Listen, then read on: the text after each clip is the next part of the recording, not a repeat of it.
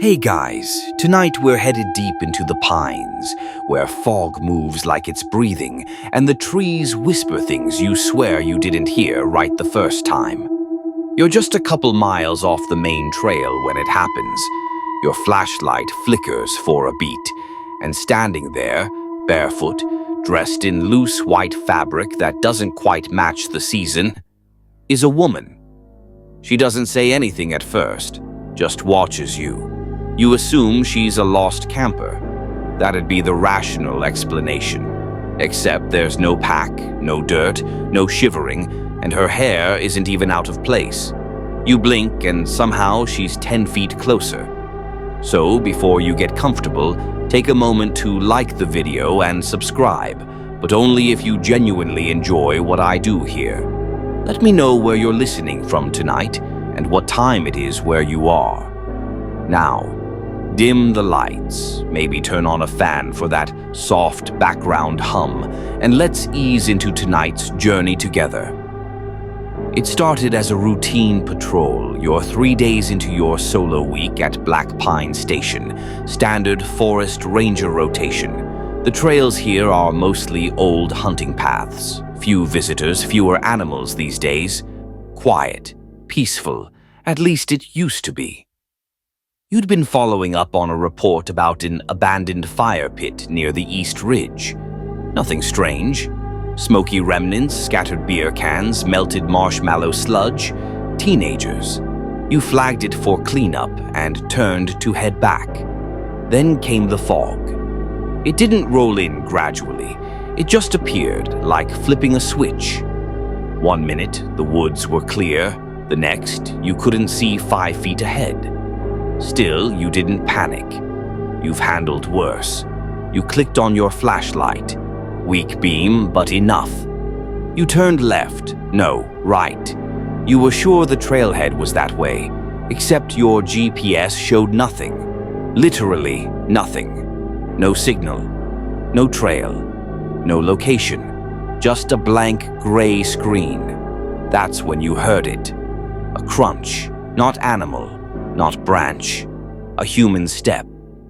You spun, and there she was, standing just past the next tree, barefoot, unblinking, wearing a white dress that looked handmade, stitched, not sewn. It clung to her like mist.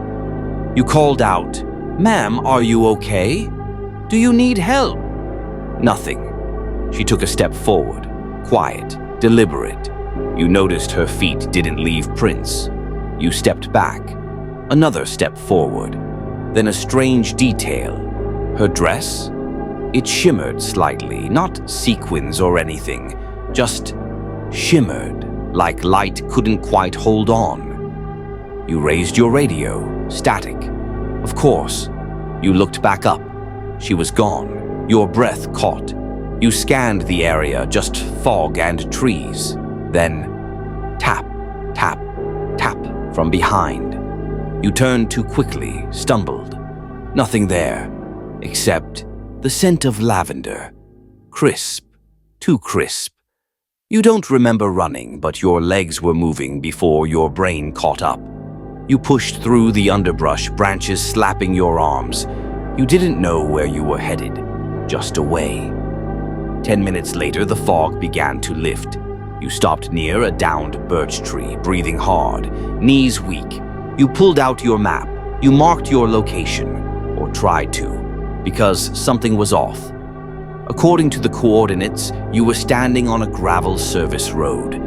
There was no road, just moss and fog. You gave yourself a minute. Rationalized, maybe stress, maybe low blood sugar, maybe it wasn't even a person.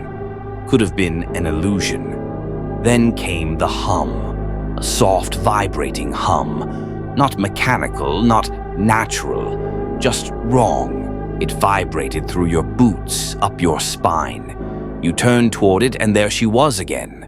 No sound, no movement, just the woman.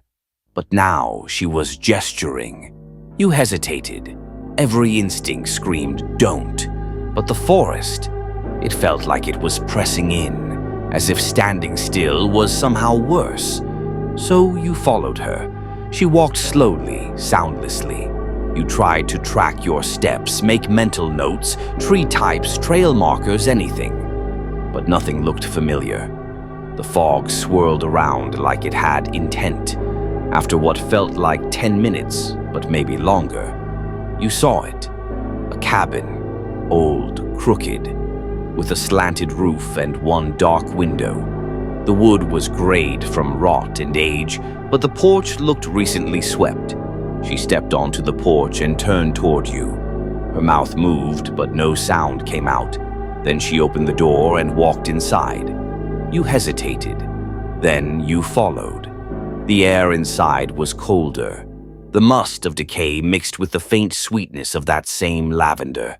The cabin was one room, a fireplace, a single chair, a table with one book on it, a bed perfectly made. You turned toward the door, but it was gone. Not closed. Gone. Just another wooden wall. The hum grew louder. Then silence. She was gone again. You were alone. Or not quite.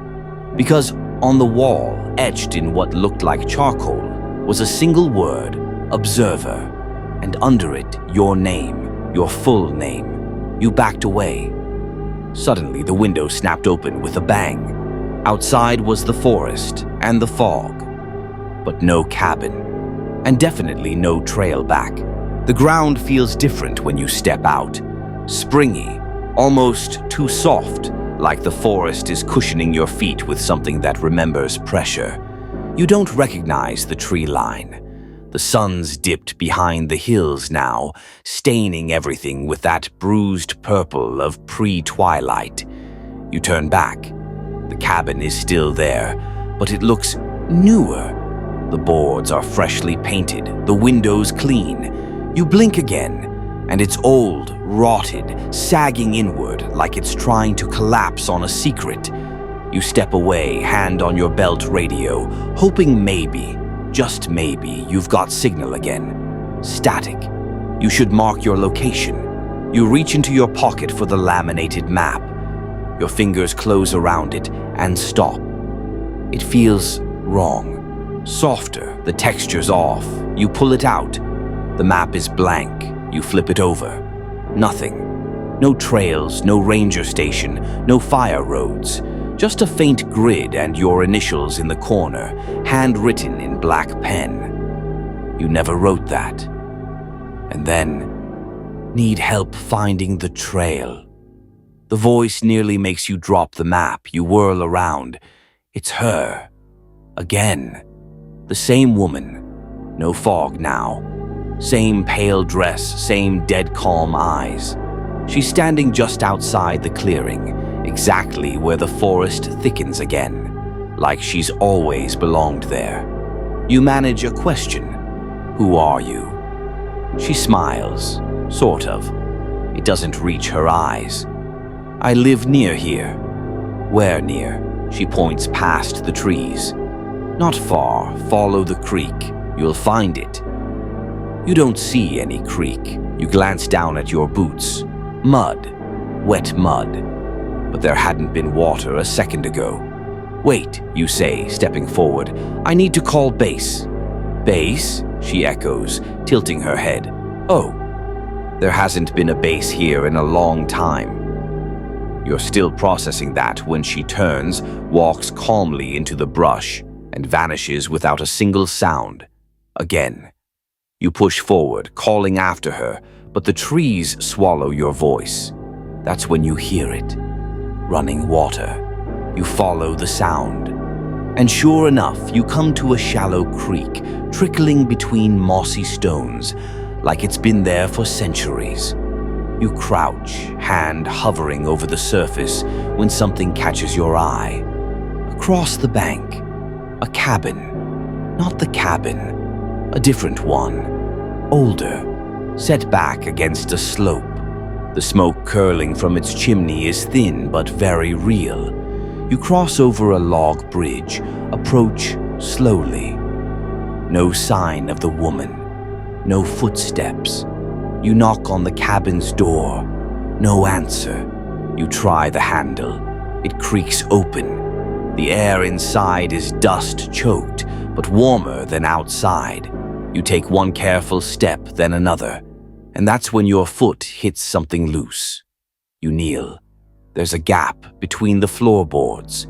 You wedge your fingers in, pry up the warped wood, and reach down into a pocket of dark, stale-smelling air. Your hand closes on a small, leather-bound book. You pull it out. It's a journal. The leather is cracked, water-damaged, but mostly intact. You sit down on the edge of the bed and flip to the first page. May 17th, 1952. Patrol log, Black Pine Sector. Heard singing again. Same spot near Hollow Creek. Female voice. No footprints, no source. You turn the page. May 21st, 1952. Saw her. Noticed she doesn't leave tracks. Followed her to a cabin, not listed on maps. Tried to radio it in, static, again. The next entry is more frantic. May 22nd, checked archives at station.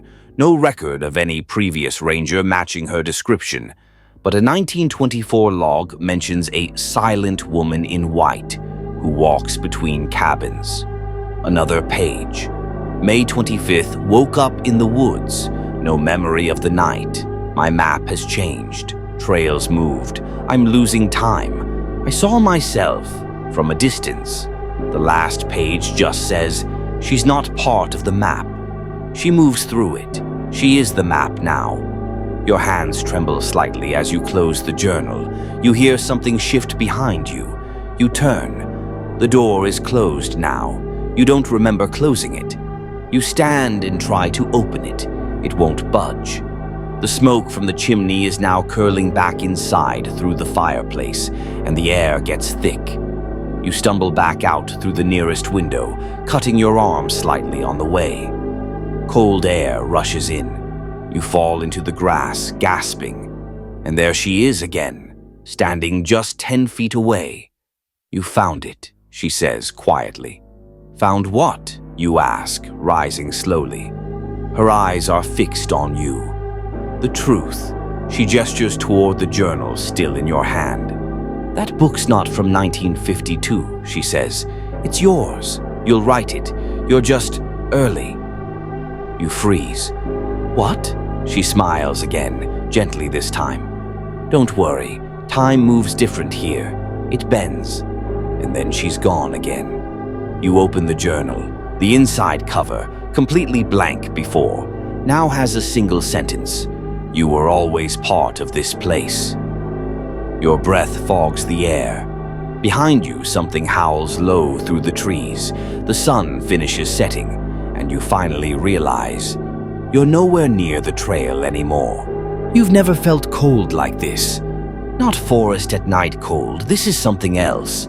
Like the chill isn't on your skin, but under it, coiling into your ribs. You're still clutching the journal, hand numb around the cracked leather, staring at a tree you're sure you've seen 3 times already. You've been walking for an hour now, maybe longer. No cell signal, no ranger outpost, and the trail? Gone. But you should be near the eastern boundary by now. You've walked this zone dozens of times. You know where you are, or at least you did. Then the tree line opens and your breath catches. A lookout tower. It juts up from the forest floor like an old memory. Metal rungs rusted with age. The platform swaying gently in the breeze. You don't recognize it. Still, it's shelter and elevation. Maybe a signal. You climb. The steps groan beneath your weight. A few are cracked. At the top, the hatch creaks open on its own, as if waiting. The interior's dusty, not destroyed. A cot, a desk, a chair bolted to the floor. A radio unit sits in the corner, antenna rusted but intact. You sit, try the radio. Click. Static. Then, do you see her? The voice is male, shaky, not yours. You press transmit. Who is this? Nothing. Just wind. Then, thump, thump, thump. Something's climbing the steps. You freeze. Hold your breath. Each step is deliberate, heavy. Too heavy to be the woman. You grab the folding knife from your pack, move toward the trapdoor. Silence. You wait. Then a whisper. Not from the stairs, from the far corner of the room. She already saw you. You spin. Empty. Then you see it, scrawled in faint charcoal behind the desk. Observer, room 7. You've seen that word before. Observer. And room 7. It wasn't in the journal. It was... No, wait. It was there. Near the last entry. You remember now. Or maybe you dreamed it. You sit again. Try the radio once more. Click. A voice returns. Different this time. Calm. Flat. She walks during the fog, but she never leaves prints. You try to respond, but your hand won't move. She's older than the trail. Older than the trees. There's a pause. Then, you're not the first. Then silence. You stare at the dial. Wonder if you imagined it. Then your eye catches something under the cot, a box. You kneel, tug it out. Inside, papers. Ranger logs, yellowed and torn. Names. Patrol notes. Most are unreadable, but one stands out. A crisp photograph. Black and white, slightly curled at the edges. A woman in a ranger uniform standing beside the same tower you're in now. It's her. Same face, same eyes. On the back, Ranger S. Rains, 1949. You flip through the rest, find another photo. Your blood goes cold. It's you, standing at the edge of a tree line, same jacket, same radio, same notebook in your hand.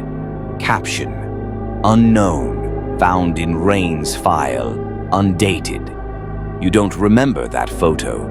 You don't remember taking it, but you remember the trees, that patch of moss, that exact shadow angle, because it was yesterday. You hear movement again. This time not from the stairs. It's below the floorboards. You drop to your knees. There's a loose plank. You pry it up with your knife. There's something buried there, another journal. You open it. The first page, Black Pine Protocol, Notes from Observer 3.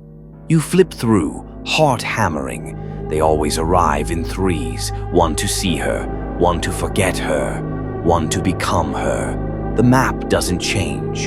You do. You can't leave until you understand what she's guarding. You freeze. In the back, a list of initials, each crossed out, except the last one. Yours. The cot creaks suddenly, slowly, like someone just sat down on it. You whip around. Nothing. But on the pillow, a lock of hair, black, smooth, still warm. You descend the tower 2 steps at a time. You run until your legs scream, branches clawing at your jacket.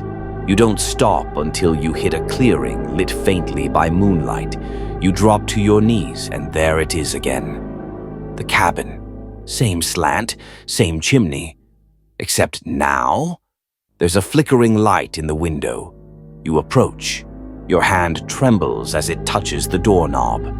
Inside, the fireplace glows. A chair rocks gently by itself. On the mantel, the photograph. You. Next to her. You back out.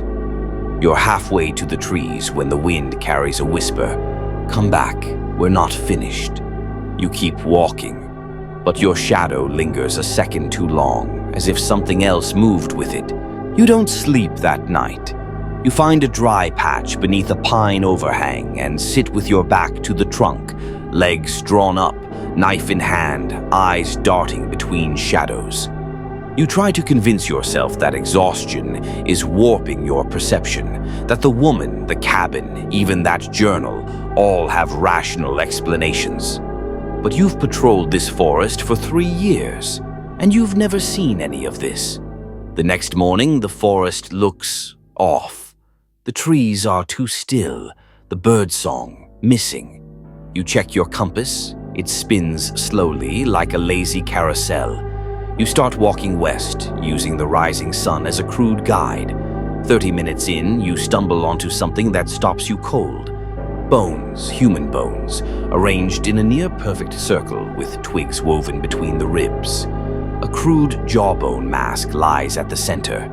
Each vertebra looks scrubbed, as if someone had lovingly cleaned them. You back away carefully, trying not to disturb anything. Then you hear it. Soft humming. You spin. No one. But it's close. You crouch, listening. It's a lullaby. Old. Off-key. Then, out of the brush, a deer emerges. Only, it isn't quite right. Its fur is missing in patches, its eyes are clouded white, and across its antlers hang tags, the kind used by researchers or hunters, except these have names on them. Ranger names. You inch backward, breath shallow. The deer stops, stares, doesn't blink. Then it opens its mouth and speaks, not in a voice, in a whisper, like dry leaves rubbing together. She keeps the woods clean. Then it collapses, dead, instantly, like someone cut the strings holding it up. Your hand finds the radio again. Click, static. Then, reported missing. 6 days. The voice is faint, distant. You shout back. No response. You look around again, still alone. Or not. Because right behind the deer's body, half buried in the moss, is a small metal tag. You pry it loose. Stamped on it, S. Rains, Observer. You sit down hard because now the deer makes sense. You'd heard the story your first month here. Back then, it was just a strange campfire tale passed around by older rangers. About a woman who once went rogue, S. Rains. Supposedly disappeared after claiming the forest was a living thing that demands watchers. They said she went crazy, built shrines, believed the map was wrong, that trails moved on their own. They found her boots by the lake, never found her body. Now you're holding her tag. You reach into your bag and pull out the first journal again, the one you thought was from 1952. You flip back through. The last page is different now. A new entry, in your handwriting. I found the bones. She's getting closer. Or I am. There's a difference, but I can't remember it. The forest won't let me. You didn't write that. But the handwriting matches yours exactly. You slam the book shut. You stand. You run. You don't stop until you crash into something metal. A sign. Black Pine Ranger Outpost, 0.5 miles. Relief floods you. You sprint the rest of the way. But when the outpost comes into view, something's wrong. The flagpole is snapped in half. The windows are shattered. The door hangs off its hinges. You step inside. Rot. Mold. Broken furniture. Collapsed roof. The place has been abandoned for years. There's a file cabinet, toppled over. Papers scattered across the floor. You kneel and pull one from the mess. A personnel file. Name. Rains. Sylvia. Status. Missing. Date of disappearance. October 3rd, 1949. Notes. Sea map incident. Hollow Creek. Another page. Photo of a forest. Your forest. Except the map markings don't match.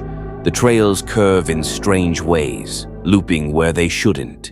And in the margin, handwritten in faded ink. Paths change, people don't. She makes sure of that. You hear a noise outside. You move to the door. Across the clearing near the tree line, the fog is back, and standing in the center of it is the woman. But this time, she's not watching you. She's waiting. She lifts a hand and points toward the outpost's wall. You follow her gesture, etched into the wood in long, scratchy letters, Room 7, and below it, promoted, Observer. You stagger back. The radio crackles again, faint but clearer now. Not responding. Last known location. Eastern Watchtower. Presumed lost. You scream into the mic. I'm here. Nothing. Then one final word. Observer. And silence. You look back. The woman's gone again. But a shadow lingers in the fog, and it's wearing your jacket. You don't remember dropping your backpack, or the journal, or even leaving the outpost. But here you are, standing in the center of the clearing again, where the deer died, where the bones still lie in that impossible pattern. The sky above is a shade too dark for the hour. A bird calls once, then goes quiet, as if it realized too late it wasn't supposed to speak here. You want to believe this is a dream. You want to believe you hit your head somewhere along the way, and that this is all your brain trying to sort things out. But dreams don't leave bruises, and dreams don't whisper your name when the wind passes through the trees. You press your hand to your chest, feel your heartbeat thudding too fast, too hard. You have to get out. You have to find something familiar. And then, miracle of miracles, you see light. A campfire. Flickering orange behind the next ridge, tucked in the fold of two hills, like it's been waiting. You move fast, ducking branches, ignoring thorns. The warmth draws you forward. You reach the clearing and freeze. There's no one there, just the fire, burning strong. No logs, no kindling, just flame rising from a perfect circle of blackened earth. No smoke. You take one cautious step forward. It feels warm, real. Then your boot hits something. You look down. A tooth. Small. Human. Your blood chills. Beside it, in the dirt, the imprint of a boot sole. Your boot. You back up. The fire flares, just for a second, and then it's gone. No embers, no smoke. Just scorched earth and the unmistakable scent of lavender again. You turn and someone is watching you from the trees. Not her. A man. He steps out slowly, older, maybe 70, wearing patched hiking gear, dirt smudged on his face. His eyes widen when he sees you. You came back, he says. You stare. What? He nods slowly. You were here 20 years ago. You shake your head. No, this is my first solo cycle. I started last year.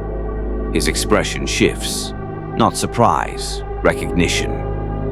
You were younger then, he says, as if reminding himself. Didn't have the scar. You touch your cheek. A faint scar you barely remember getting. One that's always been there. I think you're confusing me with someone else. No, he says. It's you. You found the cabin. You warned me about her. You stagger back. No, that's not. He pulls something from his jacket, a photograph. Worn. Folded. He hands it to you. It's you. Definitely you. Standing at the edge of a creek, pointing toward is something out of frame. You're wearing the same jacket, same patch, same expression. You flip the photo over, in the corner. Observer 5, May 2005. You look up, but the man's gone. No rustling, no footsteps, just gone. You're alone again. The forest is quieter now, thick, watching. You glance at the photo again. Same jacket, same boots, same hollow behind you, and something just barely visible in the background. A window, a dark window with someone looking out. You squint. It's her, the woman, but she's behind you. You turn fast, just trees, and the hum again, low, vibrating through the ground like an engine buried beneath the soil.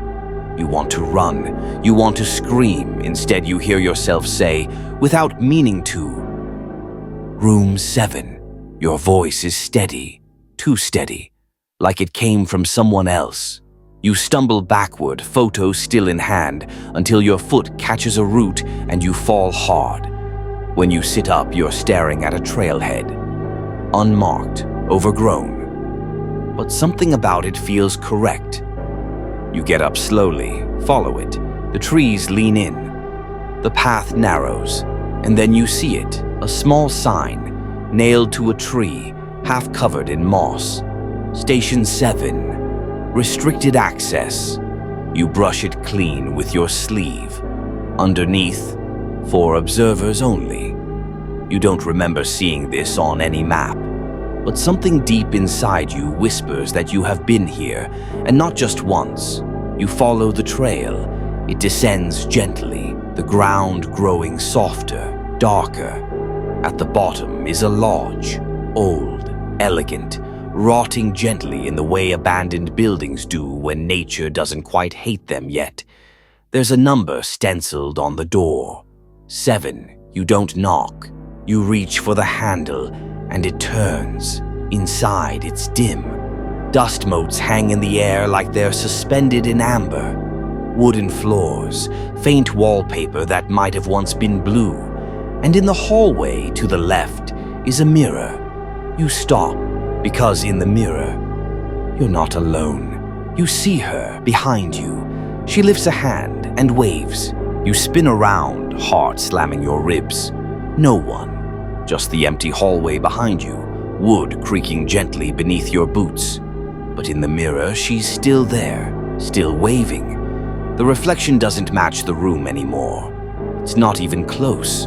The wallpaper behind her is floral, old-fashioned.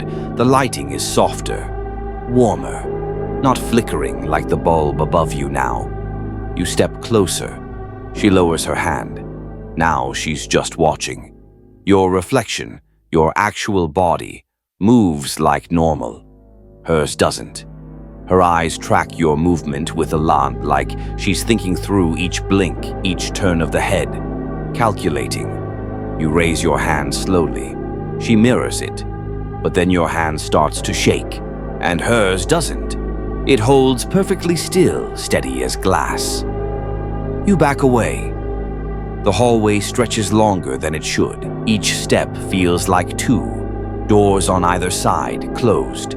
Some with peeling numbers, some with none. You glance behind. The mirror is still there. And now, she's smiling, not kindly. Room 7 is at the far end. The door is darker than the others. The number has been painted over once, maybe twice, but it still bleeds through. Your hand finds the knob. Cold, smooth. It turns easily. Inside, a simple room. Single bed, neatly made. Dusty dresser. Small desk with an oil lamp. The air is warm. Too warm. You step in and the door closes behind you. But you didn't touch it. You whip around. It's just a room. Still, your instincts are sharp now. You scan every surface. On the desk, a framed photograph. You and her, standing together. Your face looks tired, a little older. She looks the same. On the back of the frame, first cycle, accepted. You whisper to no one, "What is this place?" The oil lamp flickers. Then, without warning, the drawer of the dresser slides open with a dry groan. You approach it carefully. Inside, a neatly folded ranger uniform. Not yours, slightly outdated in style. The name tag reads, S. Rains, you swallow hard. Underneath it, a second name tag. Yours, sewn. Already attached. You back away. Then comes the knock.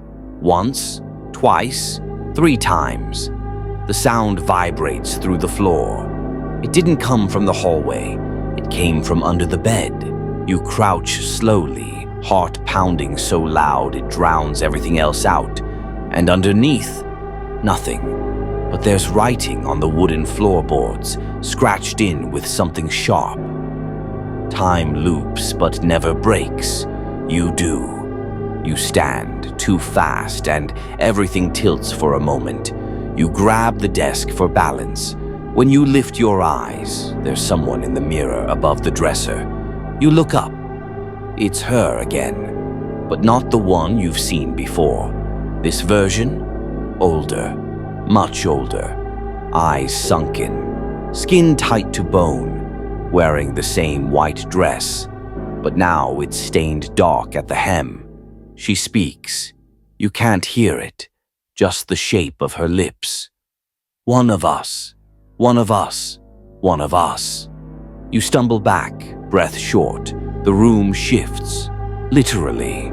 You feel the walls breathe outward, like the building itself is sighing. Then comes the hum. You've heard it before, from the radio, from the trees.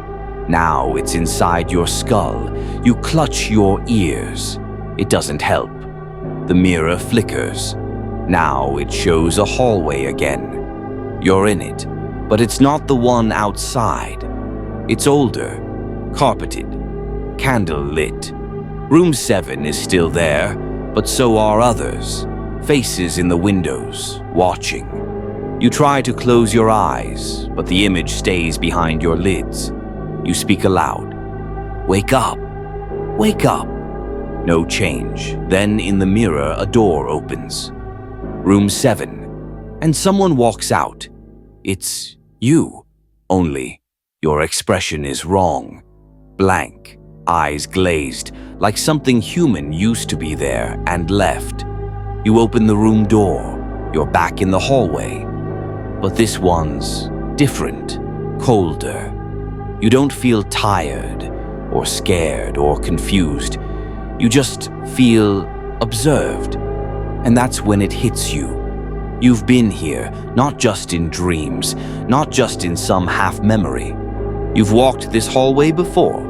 You've slept in room 7. You've waited in room 7. You whisper it to yourself like an oath. I am the observer. From behind, a hand gently touches your shoulder. And in a soft, familiar voice, no, not yet. You turn. She's there, close, closer than ever, and smiling in that calm, almost pitying way. You still think you're new. You don't move.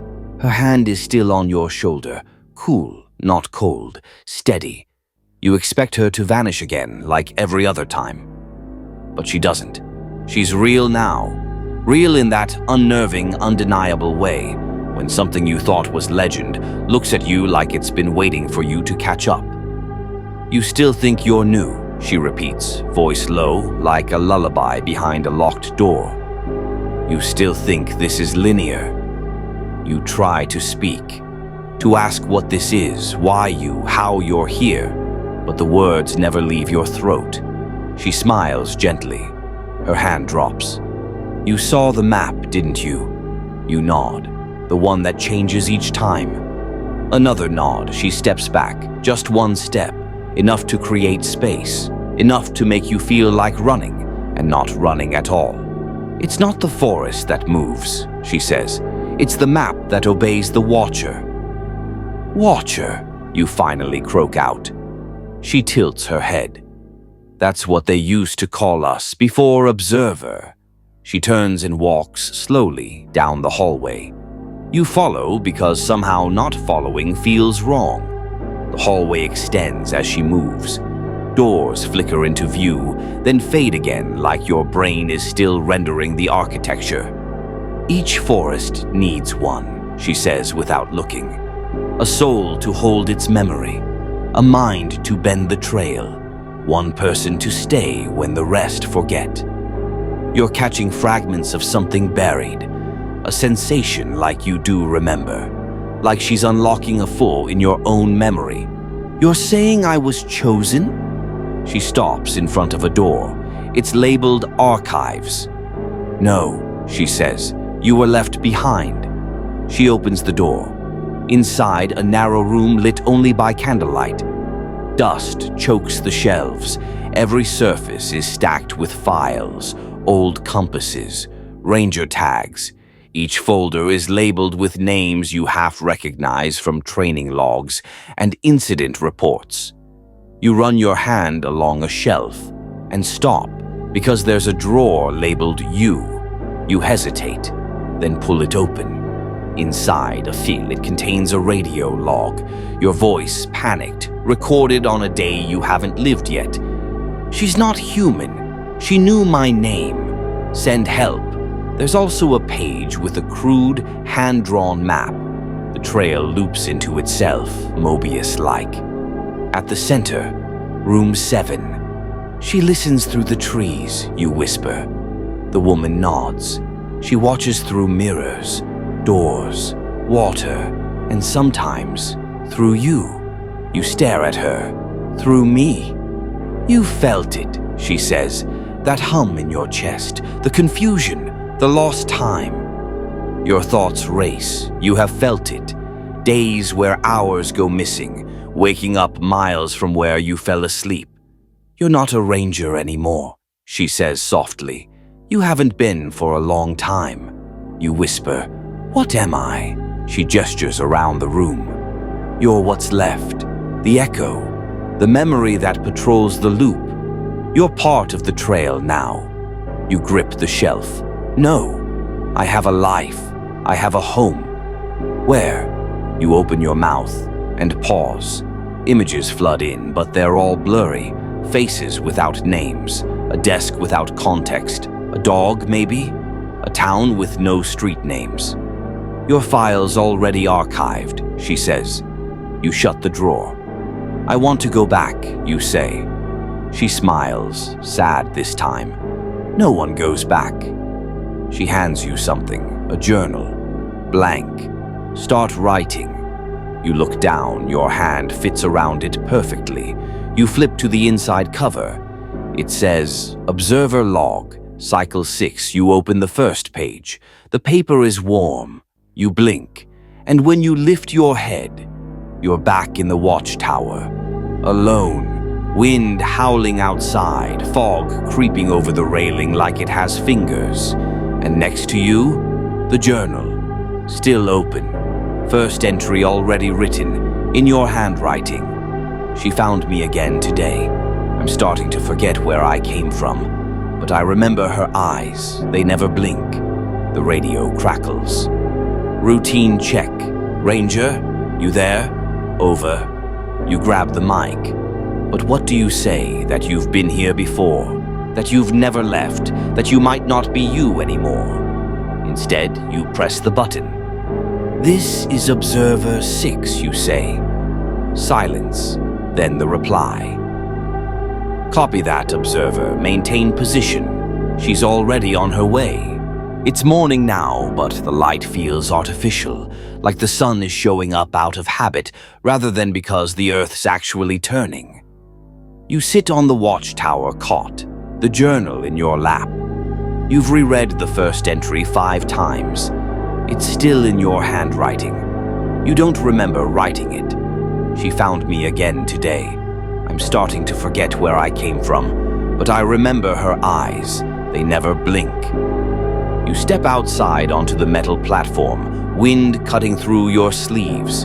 The forest stretches in every direction. No trails, no outposts, just pine and fog again, even in daylight. You pull the old binoculars from the hook, sweep the tree line. There, just for a second, you spot her, standing at the edge of a clearing, not moving, watching. She's always watching.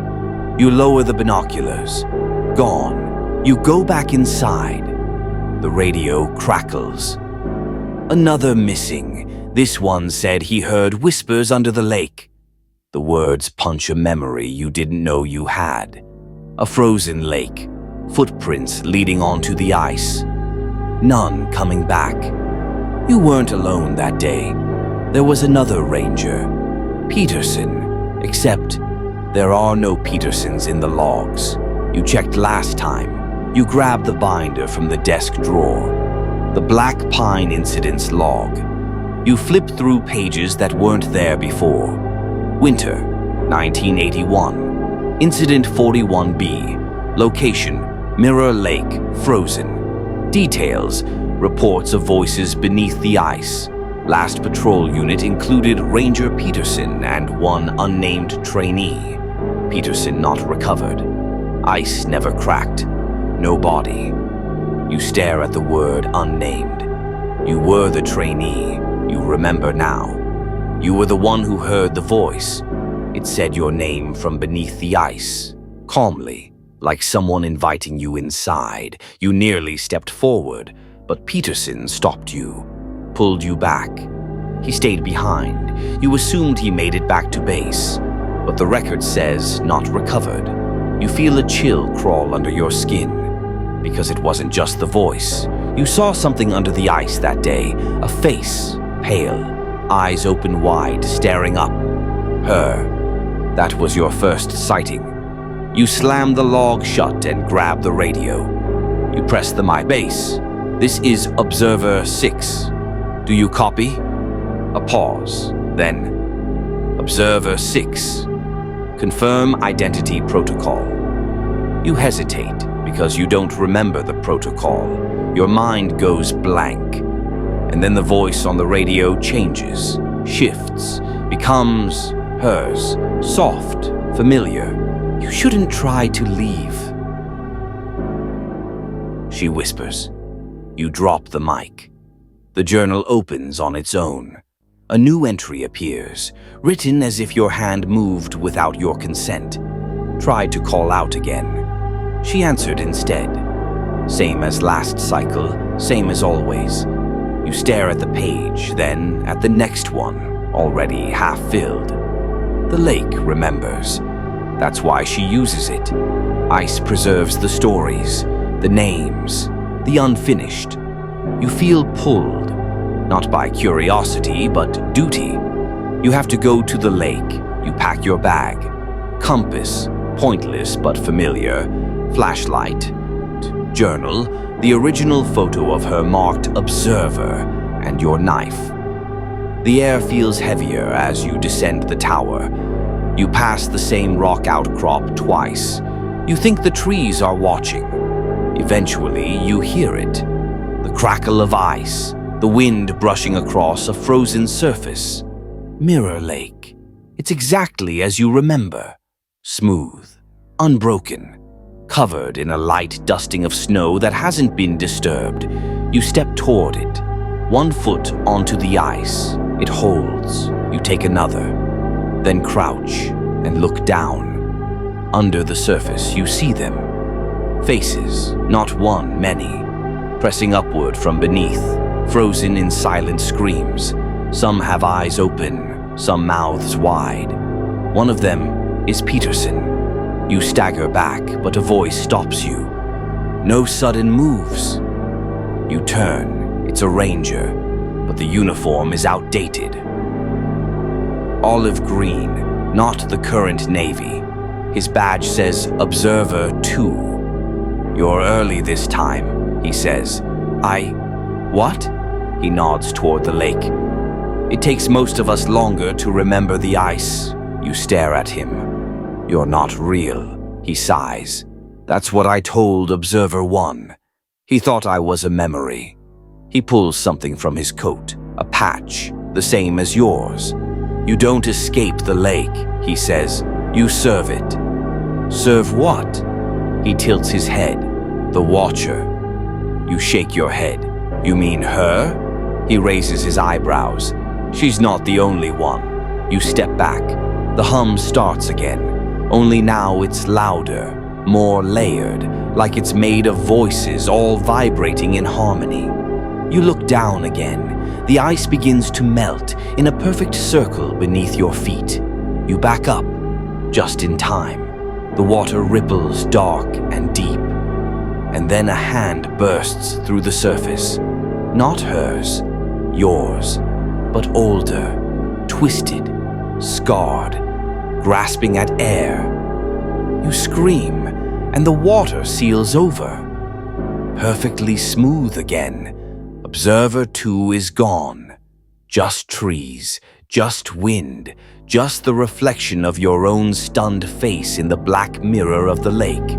You don't return to the tower. You don't speak. Don't even try the radio again. You just walk.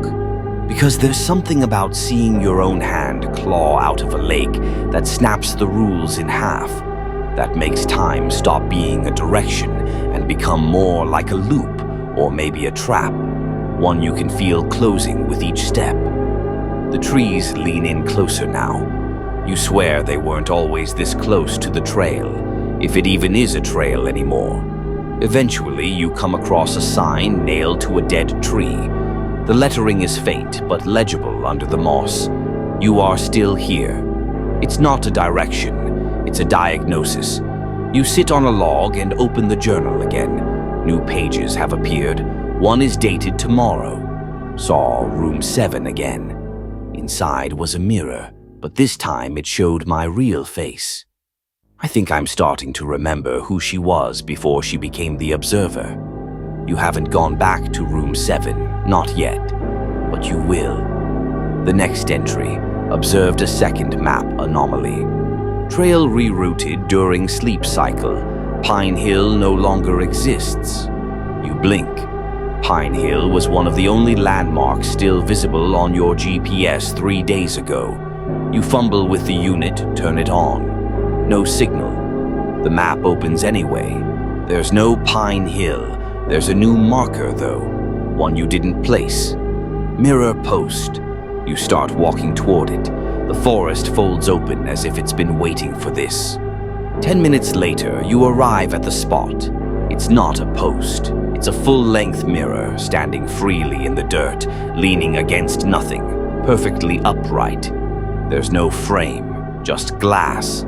It reflects the woods behind you, but wrong. The trees are bare in the reflection. The sky is nighttime. You're standing still, but your reflection breathes differently, off-tempo. Then it tilts its head. You don't. It smiles. You don't. You try to move, but your body feels heavy, sluggish, like the mirror is draining movement from you to animate the thing on the other side. Then the reflection mouths something. Come through. You stagger backward. The image glitches, briefly flashing the hallway from room 7, and then returns to the forest. But now the reflection's empty. You're gone. You shut your eyes. When you open them again, the mirror is gone, replaced by a tree. No sign it was ever there. You feel something in your hand. The journal. You didn't remember holding it. It's open to a new page. The mirror post offered me a way out. I declined. I think that was a mistake. The others always said yes. You turn the page, it's a different kind of entry. A newspaper clipping, taped in. Except it's not paper. It's printed inside the journal itself. Seamless. Headline: Ranger trainee missing in Black Pine. Search fails after 72 hours. There's a photo. You blink at the date. May 19th, 2005. That's 20 years ago. You read the article. It says you were last seen reporting a minor trail erosion near Hollow Creek. Your last radio contact was described as incoherent, potentially frightened. You were never found. The official ruling: presumed dead due to exposure. You laugh once, a dry bark of disbelief. You turn the page again. Now there's a list. Observer 1, S. Rains. Observer 2, D. Holloway. Observer 3, redacted. Observer 4, redacted. Observer 5, J. Marine. Observer 6. Your name, all with dates, each one preceded by a gap of 10 to 20 years. You whisper aloud, why? And for the first time, the journal responds directly. The words appear, curling across the page like ink poured from thought. Because someone has to remember, and you refused to forget. A branch snaps nearby. You look up. She's standing there again. Closer. No fog this time. Just her, and that same expression. Calm. Knowing. You stand slowly. She steps forward. Between you, a small patch of earth shifts, displaces itself like something beneath the surface is breathing. She points to it. You kneel.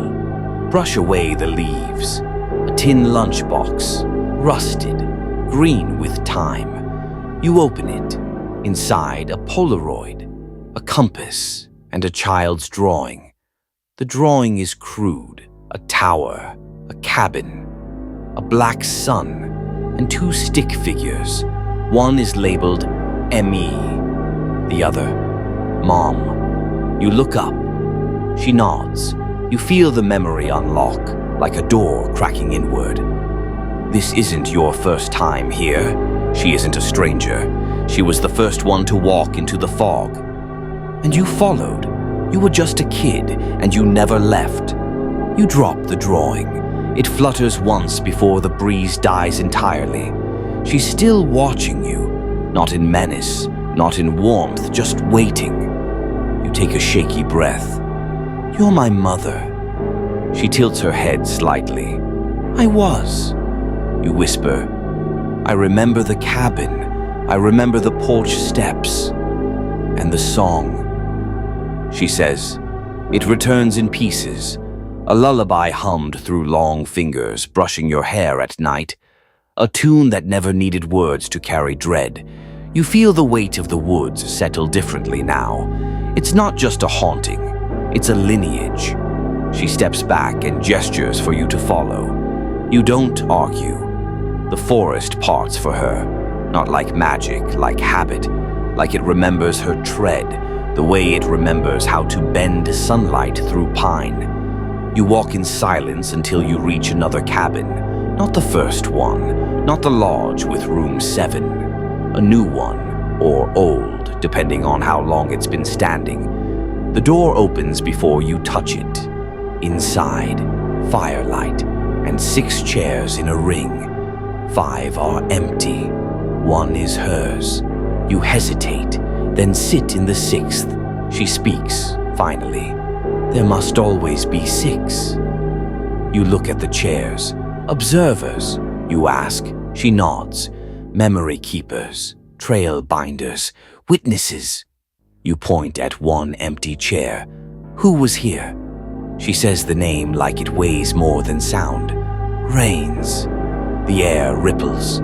She was the first, she continues. She chose to stay after the trees took her name. You think of the tag you found near the deer bones. And the others? They tried to leave. It didn't work. You remember the hand from the lake. Your hand, but not. Older. Drowning in a loop. You shake your head. Why me? She doesn't answer directly.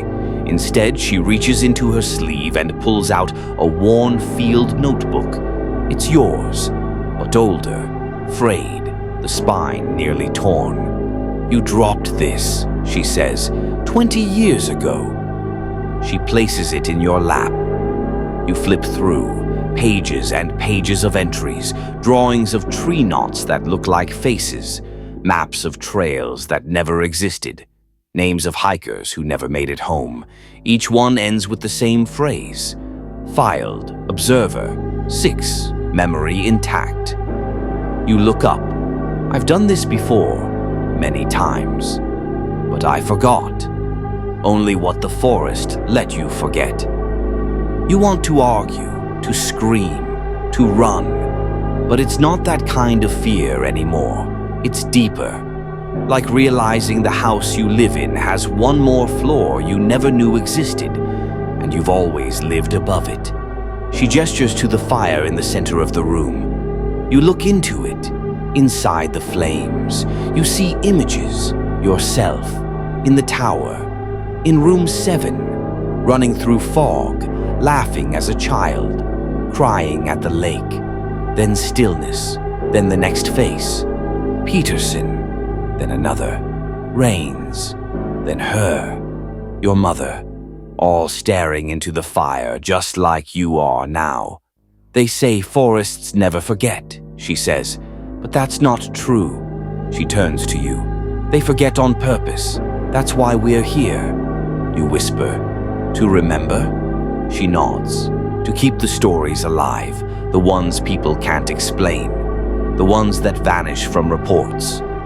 She stands. The fire dims. The walls of the cabin breathe inward. The others are waiting. You've already met them. You just didn't know what they were. You remember the man at the fire, the whispering voices in the ice, the woman in the mirror. They were all former observers, fragments of those who came before. What happens now? You ask. She steps into the doorway. You finish the journal, and when you do, I'll leave. You freeze. You'll leave? She doesn't turn around. You won't need me anymore. A breeze cuts through the cabin. The door creaks wider. She steps out. You stand, but she's already gone. Outside, fog presses against the trees like water behind glass. You sit again, open the notebook, and write, "The cabin knows me. The forest remembers me. I am Observer 6, and this is my story, even if I've told it before."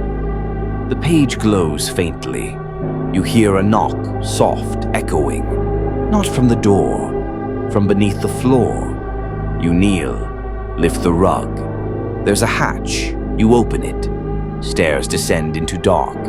You light the lantern from the wall and step down. Below, rows of filing cabinets, each marked with a cycle number. Observer 1, Observer 2, Observer 3. You stop at 6. It's already open. Empty. Waiting. The drawer marked Observer 6 yawns open, its depth unnatural, deeper than the cabinet should allow. You kneel in front of it, lantern light barely illuminating the edges. It smells like old earth and paper that's waited too long to be read. You hesitate, then reach inside. Your hand brushes a stack of folders.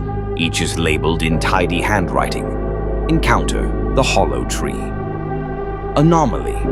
Fog persistence event. Subject, Ranger Peterson, unrecovered. Mimicry, mirror variant log. You pull the last one. Inside is a photo of the standing mirror you found earlier. The note beneath it reads, "Subject successfully induced third phase hallucination. Observer did not cross.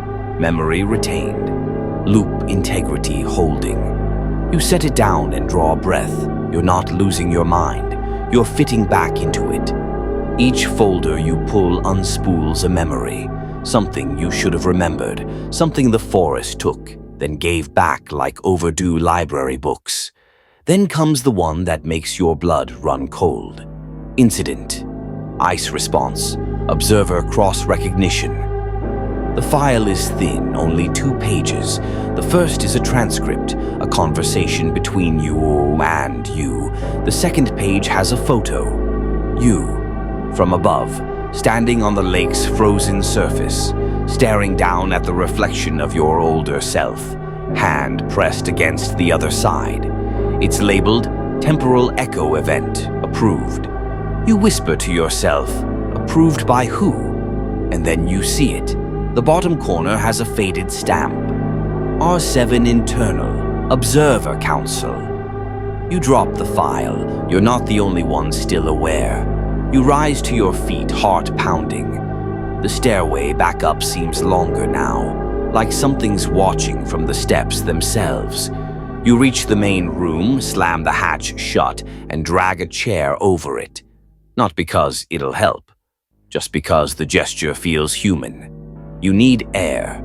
Outside, the fog has thickened, but it parts for you again. You walk. No trail this time, just instinct. And instinct leads you to something you hoped wasn't real. Another cabin. This one's older than the others, charred on one side, windows broken. And above the door, in black paint, "Do not enter, not room 7. That's all the warning you get. Of course you enter. Inside, the space is wrong. Too many corners, furniture that doesn't face anything, a fireplace that smokes without flame, and mirrors. So many mirrors, floor to ceiling, all showing different versions of you. One is crying, one is laughing hysterically, one is gone. Just a chair sitting empty. You whisper, "What is this?" From somewhere in the room, a voice. Not hers, yours, but older again. We're the ones who stayed too long. You turn in every direction. Show yourself. Another voice. You did. We are you. Then, stepping from behind a mirror that shouldn't open, an older version of you, hunched, eyes wide, unfocused. He smiles. Welcome to the not room. You stumble back. What is this place? It's where observers go when they stop observing. You blink. I don't understand. He laughs, dry and strange. You will. Eventually you'll stop writing, stop remembering, start fading, and then you end up here, in the reflections, fractured, forgotten. He gestures to one of the mirrors. You look. Inside, a ranger, slumped in a chair, not moving, mouth open in a silent scream. You don't recognize him until you do. Observer 3, the one with the redacted folder. He meets your eyes, and then vanishes from the glass like dust blown off a sheet. You back toward the door. The older you doesn't follow. He just watches, and as you exit, he calls after you. She's not the only thing that watches. Don't forget that. You burst out into the trees, panting, hands shaking. It's darker now. Night has fallen again. Or maybe it never ended. The path lights itself under your boots. One direction. You follow. Eventually, the forest parts to reveal a wide field. Centered in it, a Lone Ranger outpost. You know the layout before you enter. It's not a station. It's a shrine. Inside, 6 chairs, 6 books, 6 lanterns, one is lit. Yours. The fire in the hearth crackles once, then dies. You approach your book. The pages flutter. A sentence writes itself in real time. The others are gathering. Soon the cycle will shift. Observer 7 will arrive. You must prepare. You ask aloud, prepare for what? The fire flares once more. And in the flame, briefly, you see the next observer. A child. Wide-eyed. Lost. Holding a journal like it's armor, you hear a familiar voice whisper behind you. She's already here. You turn slowly. There, just beyond the doorway, the child stands. She looks about 9. A canvas satchel hangs from her shoulder, far too large for her frame. Her boots are muddy, jacket ripped at the elbow. She's staring at you, not with fear, not even curiosity, but a quiet, settled kind of recognition. The way someone might look at a mirror they've always avoided. You speak gently, almost afraid to break the moment. Do you know where you are? She nods once, then, softly, I followed her. You kneel, voice steady. Who? The woman in the fog, she says. Of course. You walk to the table and pull a blanket from the supply chest. You offer it, and she takes it without hesitation. That's when you see it, her name tag, sewn onto the inside collar of her jacket. L. Holloway. The name hits like a low blow to your stomach. Holloway. Observer 2. You whisper, you're his. She shrugs. I think so. You sit opposite her. The fire crackles, warm again. She pulls out a journal, blank. It looks like yours did once. No label yet. You've seen things, you say. She nods again. The lake, the shadows, the cabin. I didn't think they were real. How did you get here? I followed the map in the old guidebook. It was tucked inside my dad's bag. It changed, like it wanted me to find this place. You feel a chill, not a fear, but familiarity. You've seen this cycle before. The handoff, the pattern. Observer 7. She's here. You gesture toward the far wall where 6 lanterns rest. One of them flickers briefly. The one that was yours. The others are dark. You speak gently. You're not alone. We're all still here in some way. She opens the journal. On the first page, a single line has already been written. I thought this was a rescue. I think it's an invitation. You don't ask how it got there. You know how this place works now. You'll start to forget you warn, but not everything. The forest doesn't take everything, only the things that keep you from seeing it clearly. She looks up. What happens when I finish the book? You won't, you say. No one does, but you'll try, and in trying, you'll stay. You hand her a compass. It spins once, then steadies. She studies it with the seriousness of someone accepting a crown. Then she asks the question you've been dreading. Who made the forest like this? You pause, then answer. It's always been this way. We just started noticing. She nods slowly, then points to one of the shelves. I saw her again by the lake, but she looked different. She was young, like me. You stiffen. That's not part of the cycle. You walk to the shelf she gestures toward, pull a box marked non-conforming sightings. Inside, one photo of you, and a second recently added, of her, young, kneeling by the lake, drawing in the ice with a stick. You turn the photo over, dated 2 weeks from now. The caption reads, Observer 6, early phase instability, possible mirror breach. You close the box, return to the table. She's watching you. What is it? She asks. Nothing, you lie. Because you know if she sees that photo, she'll ask the same question you did. What if the cycle's breaking?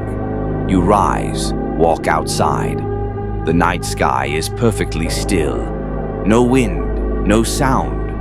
Until a scream, far off from deep in the woods. Not a scream of pain, a scream of recognition, like someone just remembered their name. You spin. Behind you, another figure is walking through the trees.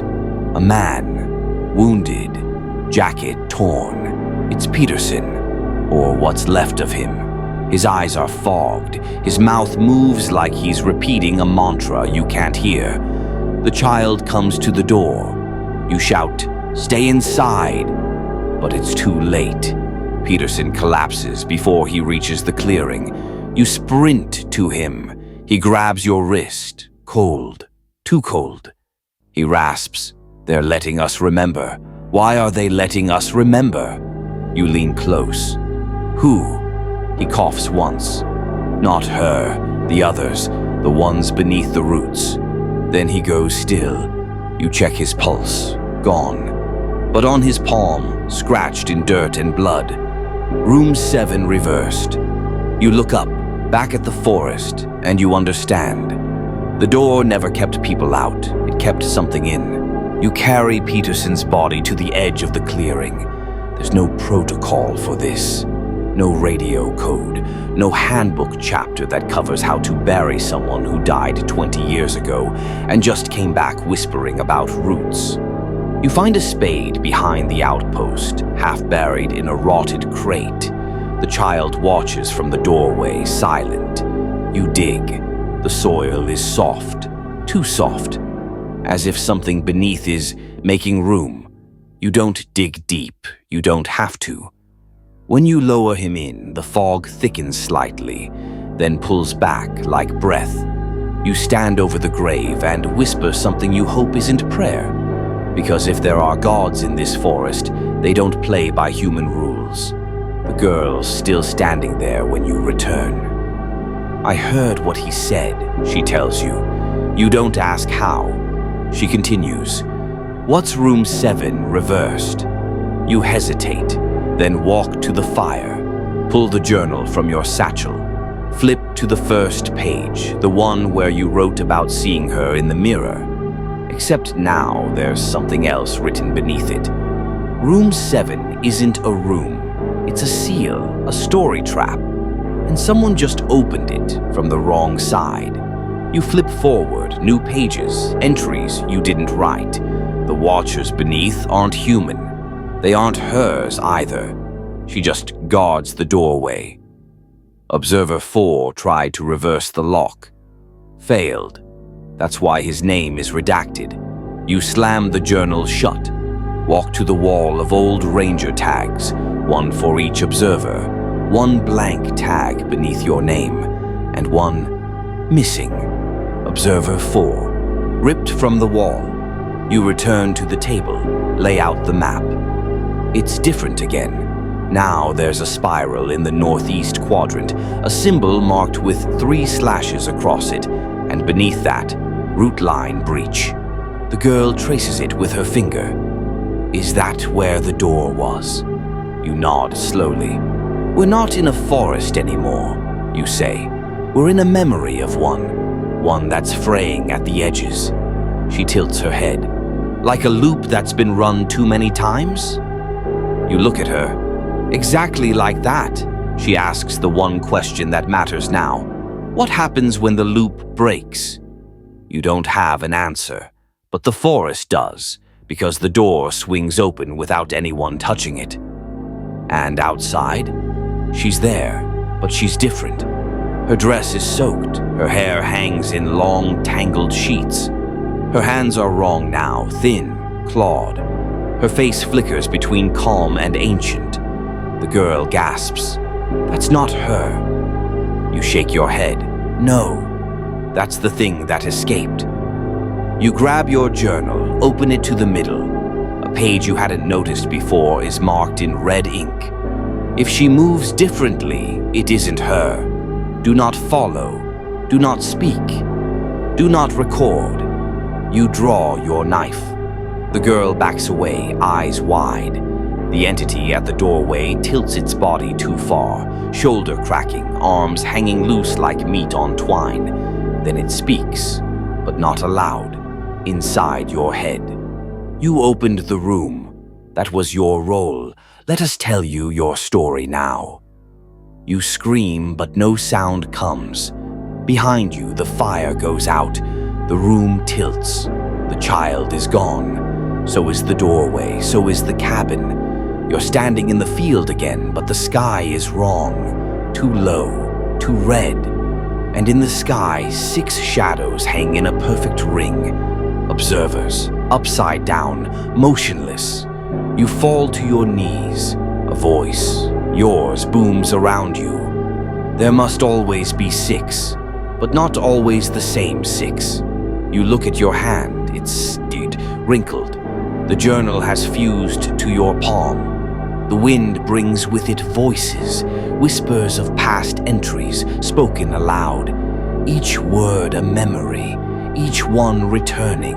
And then silence, utter, total. The forest resets. Suddenly you're standing at the trailhead.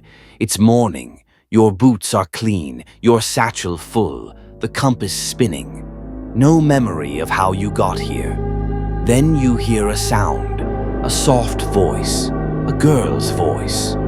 Hey, do you know where room 7 is? You turn. She's standing where you just were, but she's already older, already different. You try to speak, but the wind drowns your voice, and the journal in your hand writes without command.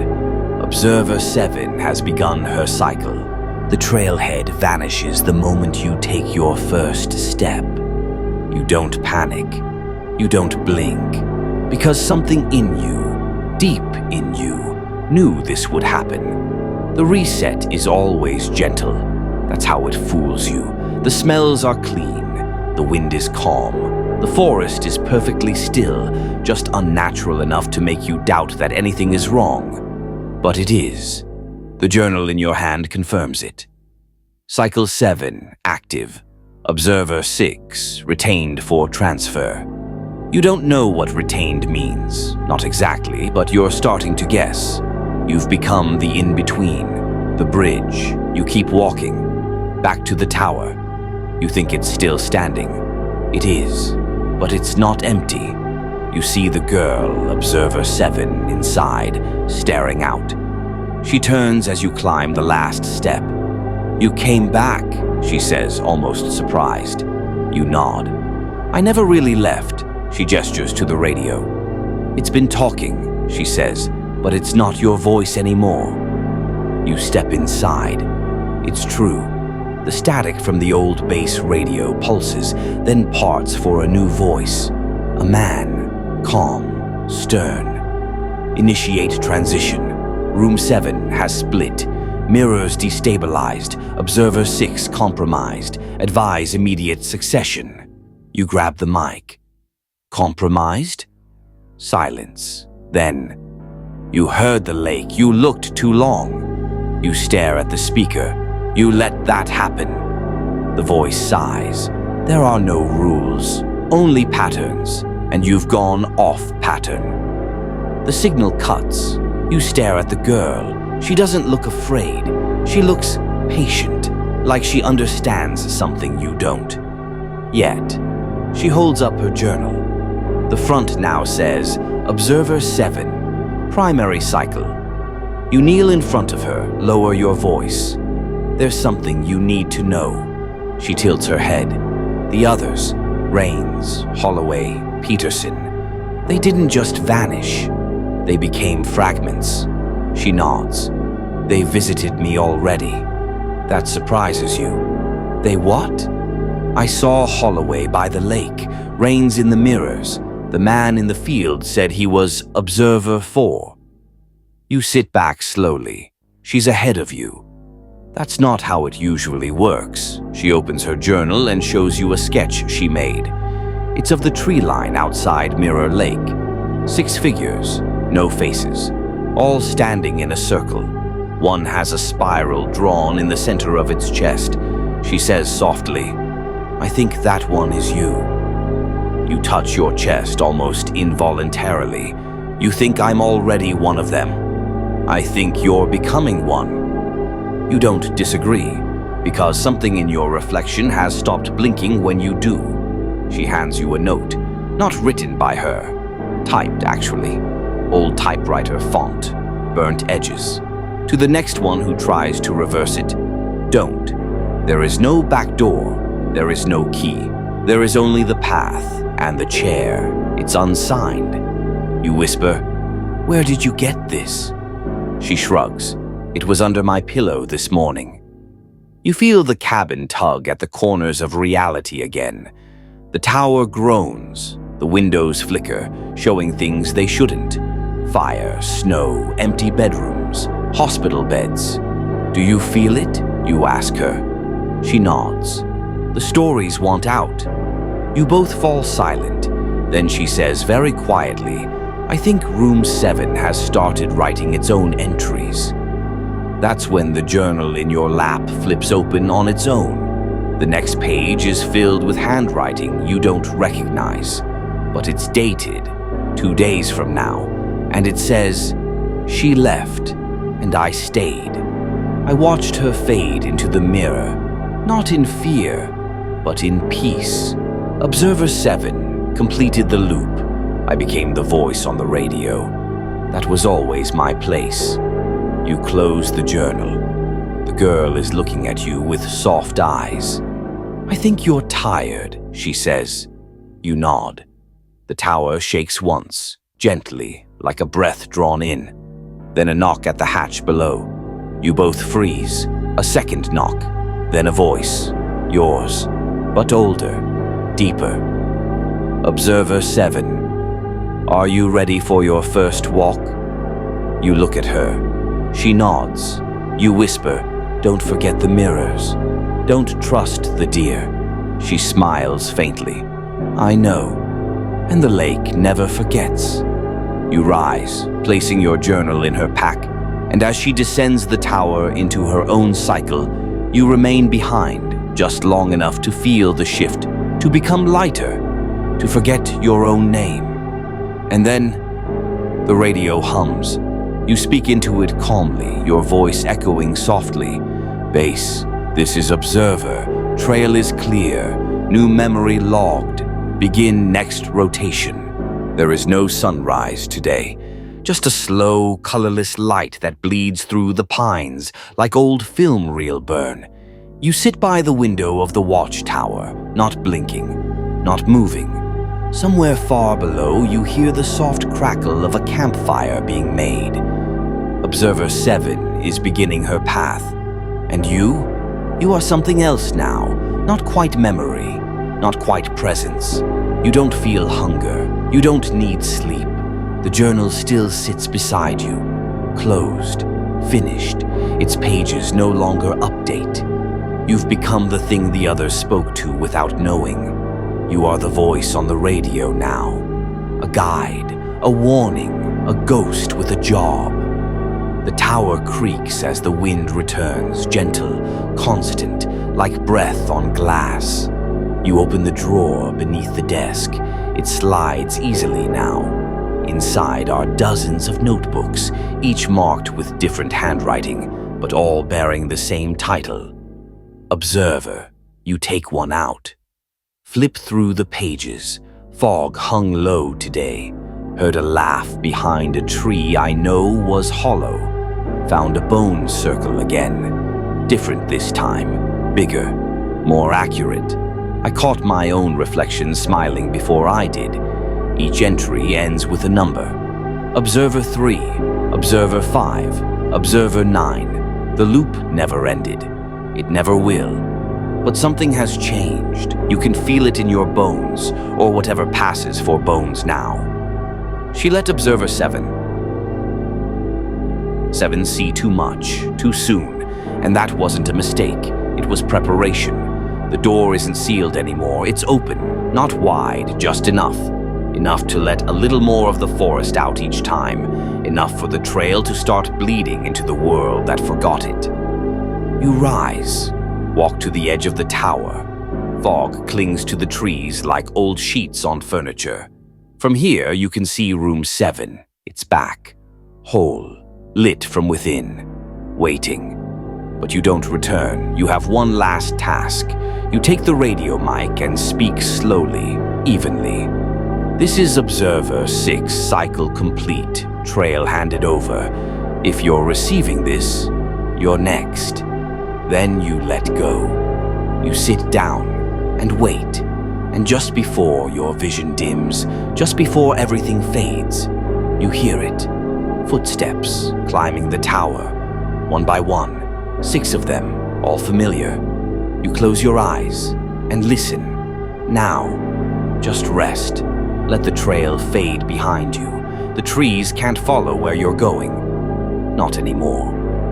The fog lifts slowly like a sigh at the end of a long story. Your thoughts settle, one by one, like pine needles on still water. No footsteps, no voices. Not anymore. Just the soft hum of the wind weaving through branches above, whispering lullabies made of names you've already forgotten. There's no need to remember now. No need to question what was real and what was reflection. You were part of it, and it was part of you. That's enough. Let the tower dissolve into mist. Let the field close in behind. Let the map fold gently once more in its final page. You are not lost. You are not late. You are simply done. And somewhere, on another trail, in another time, a new story is beginning. They'll walk it in their own way, leave their own signs, and someday, maybe, they'll hear your voice and smile. Now, drift. Let the soft pull of sleep take your thoughts and scatter them like ash over the fire ring. Let the echoes fade into the pines. And above all, don't be afraid. It was only a story, and stories always end.